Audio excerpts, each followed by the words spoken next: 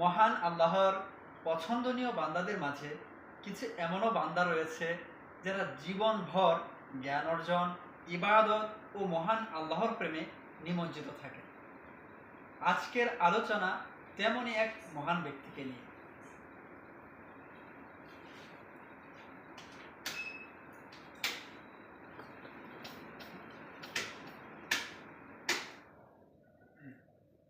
যিনি সিলসিলায়ে আলিয়া, কাদেরিয়া, রজবিয়া, আতারিয়ার 25তম তরিকতের শায়খ হযরত বাহাউদ্দিন সত্তারি কাদেরি জুনাইদি রহমাতুল্লাহ তাআলা আলাইহি। শেষ হয় নাই? পেজ শেষ করবে।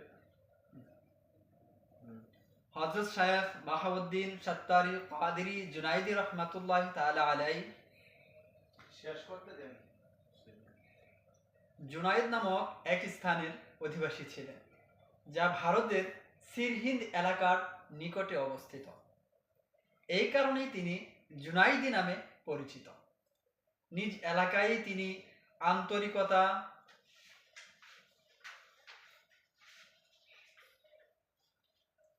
পরিশ্রম ও আগ্রহের সাথে দ্বীনি জ্ঞান অর্জন করেন।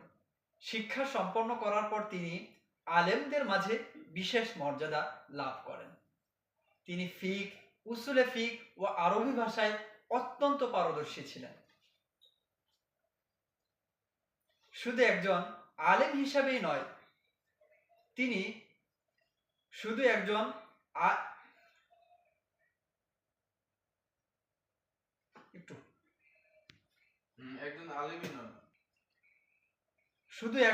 আলেম হিসাবেই নন, তিনি ছিলেন একজন প্রসিদ্ধ লেখকও। তার বিখ্যাত রচনা রিসালায়ে সাত্তারিয়া শিক্ষাঙ্গনে অত্যন্ত সুপরিচিত। এমনকি হযরত শায়খ আব্দুল হক মুহাদ্দিস দেহলভী রহমাতুল্লাহ তাআলা আলাইহি তার প্রসিদ্ধ গ্রন্থ আখবারুল আখিয়ারেও এই কিতাবের আলোচনা করেছেন।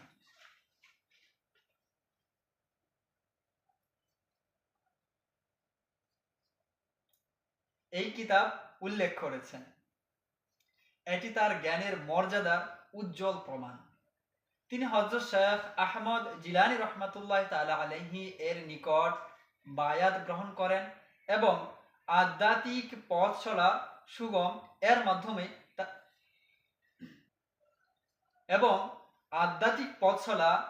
মাধ্যমেই তার জন্য সুগম হয়।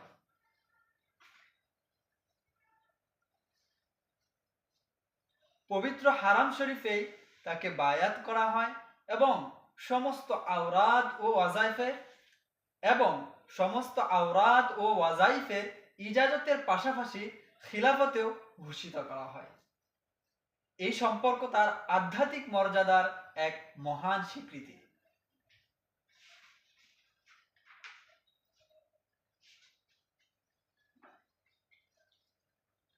অদ্ভুত বিষয় হলো, সুগন্ধির সুবাস পেলে তার উপর এক মহান আধ্যাত্মিক আবেশ নেমে আসত, যে তিনি গভীর ভাবাবিষ্ট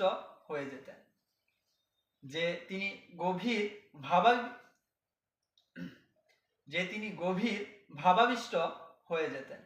এমনকি তার ওফাতের কারণও ছিল এই বিষয়টি। জীবনের শেষ দিকে যখন তিনি অত্যন্ত দুর্বল হয়ে পড়েছিলেন, এক ব্যক্তি উৎকৃষ্ট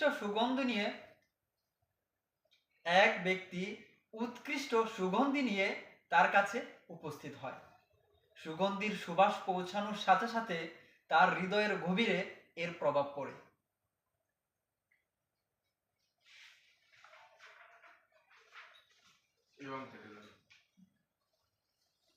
এবং তার রূহ দেহের বন্ধন ছেড়ে উড়ে যায়। এভাবেই 11ই জিলহজ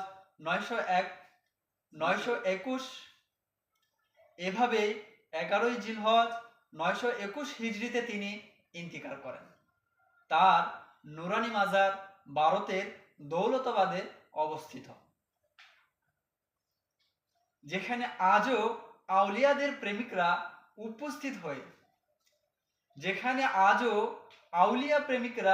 উপস্থিত হয়ে ফয়েজ ও বরকত লাভ করেন। মহান আল্লাহ পাক হযরত শায়খ বাহাউদ্দিন সত্তারি কাদরি জুনাইদি রহমাতুল্লাহ তাআলা আলাইহি এর উপর অগণিত রহমত বর্ষণ করুন এবং তার সদকায় আমাদের ক্ষমা করুন।